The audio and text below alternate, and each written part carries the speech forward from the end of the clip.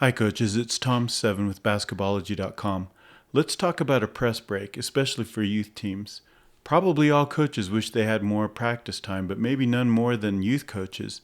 They may get just 1 or 2 practices a week, if that, and no real preseason to speak of to prepare their teams. That makes their time in practice at such a premium that they have to give thought to priorities and opportunity cost. After all, if you're spending hours teaching press break, those are hours you're not spending on your offense or your defense, teaching them to rebound or working on player development. And what complicates things a little bit more for youth coaches is there's no guarantee that they'll even see a press throughout their season. Or if you spend your preseason showing them press break, it may be 4 games into the season before you do see a press. What then? Will your players remember all those things that you taught them? It's kind of a complicated situation. Another thing that complicates things for youth coaches is that their teams are physically developing. This means that, proportionately speaking, the basketball court is actually bigger to young players than to, say, college or professional players. Another thing youth coaches face is that the foot speed of their players is slower as well, making the court seem even bigger as it takes more time for their players to cover it. Also, the foot speed of players gives passing an even bigger advantage than it does at the higher levels. While these things may seem like disadvantages, they're also things that we can use to our advantage to break a press. Because at this level, smart spacing and passing can stretch a full court press until it pretty much isn't a full court press anymore. It becomes just backcourt pressure, and backcourt pressure that you can beat. So let's take a closer look on how we can break a press effectively and with minimum practice time. This is done by basically following 3 general principles. Right here on the screen we're showing our opponents set up to shoot a free throw. I'm starting with a free throw because it's usually how we get into our press. We love to press after a made free throw, in large part because we know where all our players are going to be and where all our opponents are going to be. So it's really easy for them to get in the spots and pick up the people that they need to do. So it's likely your opponent's going to do the same. However, it doesn't have to be a made free throw. This is a principle that can work after a made basket, really any situation where you may find that your opponent's giving you a full court press. Before we get into the actual press break itself, we need to make an adjustment to the details of the formation. Here we have our power forward and our center in close to the rim in this prime real estate for getting a rebound. That's all good and fine. However, I'm not so comfortable with what we've got on the outside elbow positions. We like to have someone in these positions so that if there's a long rebound on a missed free throw, this person can box out the shooter, and this person can step in and pick up that loose ball or long rebound. It doesn't make much sense, by the way, to get the shooter and not have another person here to pick up the ball. If you don't do that, then you're basically leaving the offensive rebound to your opponent, who has the inside track on getting that loose ball. Here's the adjustment I want to make though. Let's not use a forward to do that. It's actually better if we use a point guard to get the shooter. Or at least our 2 guards here. They can decide among themselves who's actually getting the shooter and who's stepping in for the long rebound. Here's the thinking though. When the shot goes up, these 2 have quickness. They're guards, they're closer to the ground. The laws of physics help them move laterally quicker than a taller player. This allows them to get in front of the shooter and get him boxed off, and allows them to quickly get to a ball here.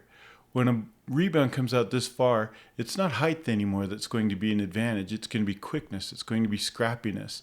In here close to the rim, yes, you want taller players getting those rebounds, but by now it's fallen so close to the ground that this is the optimum way to get a hold of that rebound if it comes out. So let's make that adjustment for in case of a missed free throw, but even more importantly for if the free throw is good. If the free throw is good, here are the roles we want. We want the 1 and the 2, our guards, near the rim so that they can be the only players in the backcourt when we get all this started. The role of our bigs is a lot different. The role of the bigs is kind of like the philosophy in the National Football League in America, the NFL. They love tall, wide receivers. A tall, wide receiver, when catching a pass, has an advantage over a defender that's smaller. In this case, here's their opposing point guard. The ball can be put almost anywhere generally within reach of a larger player, they'll be able to tip it to themselves. And of course, in basketball, they can tip it to the floor and then grab it, and it's still a good play. So we want bigs down court to make this reception. Now, unfortunately, there's a surprising tradition in basketball for a big to grab the ball out of the net and be the one to inbounds it to a guard. I think I know where it may have came from. It's the idea of having a tall quarterback to see over the line. But that's not what we want to break the press. A guard will be able to see over the line, remembering that the players also can run along the baseline to get that kind of vision and passing angle where their opponent, unlike football, cannot cross this line to go do anything about it. They have to stay on their side of it. So we really don't want a big to do this. So there's a habit to break there for most bigs.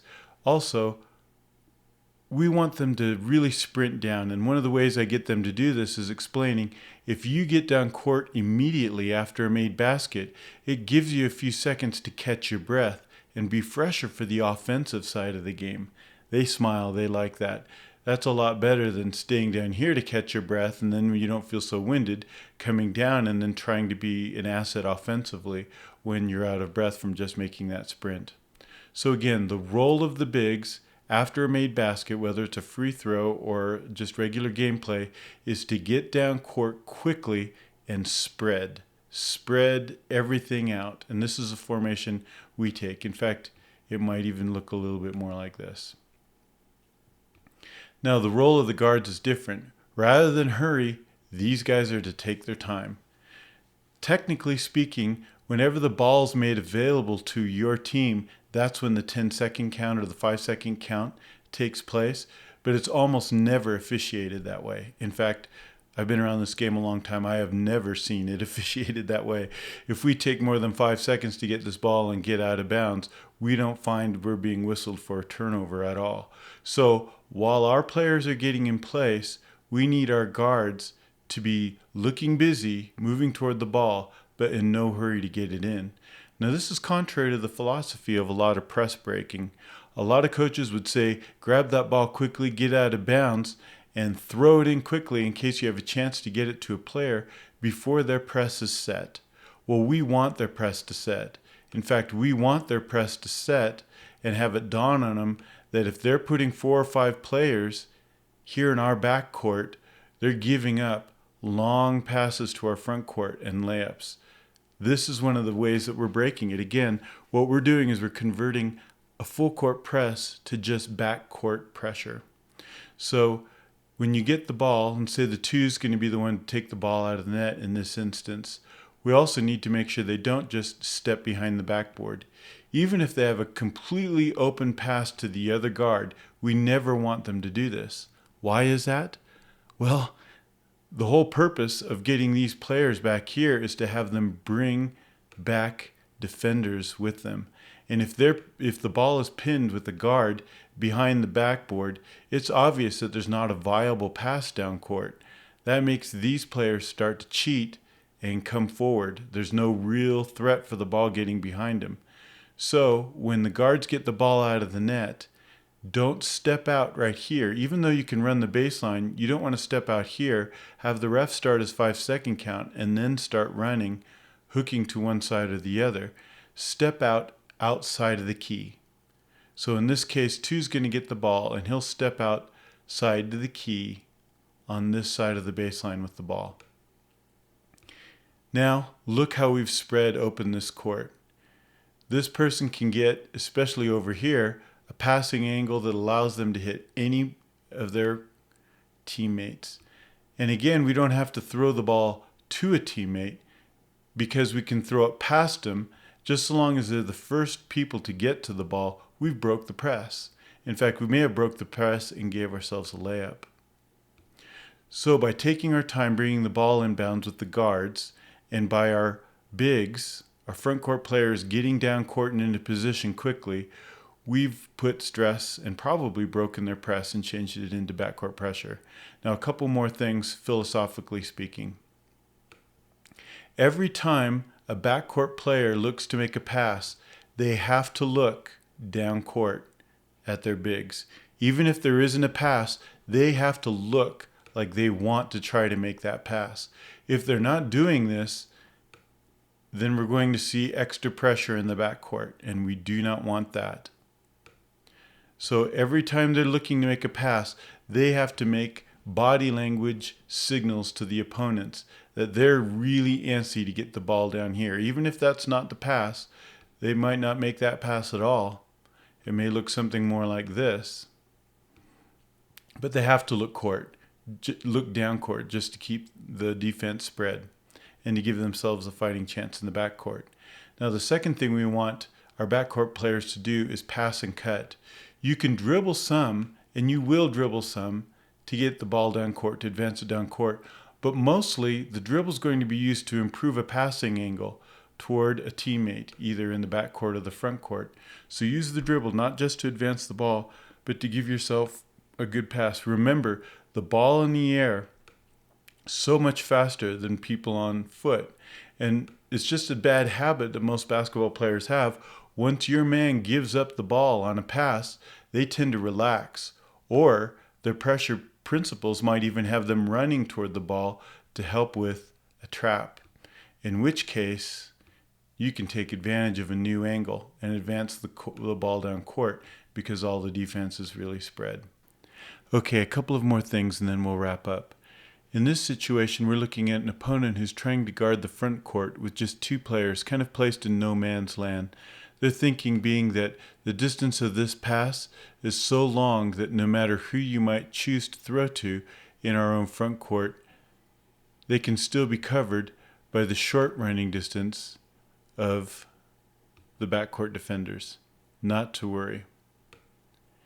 In a case like this, and one of the reasons we set up with this kind of spacing, is 5 seeing 2 perhaps in some distress can make a hand signal to 4 so that 4 can cut.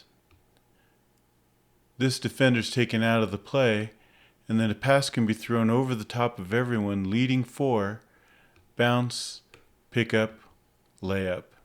Just as one example. Another thing I would remind you of, though, is that we've put our biggest players down court on purpose. And unlike football, where they have to make a clean catch, otherwise it's not a good play, it's an incomplete pass, we can pick up the ball off the floor and still make things happen.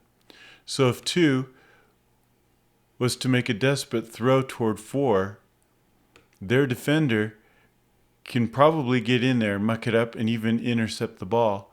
But if 4 can get a hand on the ball, which presumably he can, because the pass was to him, and presumably the pass was very high, which was our philosophy to begin with, especially if it comes up over on this side, then nothing else is needed. But 4, we have a numbers advantage. All 4 has to do is bat the ball, redirect it in the general direction toward a teammate, and we broke the press. In fact, we probably broke the press and got ourselves a layup. So just a little bit ago, I said that there are 3 general principles that we use to break the press. Here are those principles. The first is to stretch the floor with our bigs. Our biggest wide receivers, get them down here, make them have to break their press and get out of the comfort zone. Second principle, break the backcourt pressure with guards. And guards should be using pass, cut, fakes, and looks down court to help make their job easier in breaking that pressure. And the third is, throughout the whole press break, take advantage of all the space that's given to you on the floor and the speed of the ball in the air to beat your opponent. Moving without the ball, passes short and quick, will go a long way towards converting this pressure, diluting it, making it actually backcourt pressure rather than a full court press. This is Tom Seven with basketballology.com. Cheers.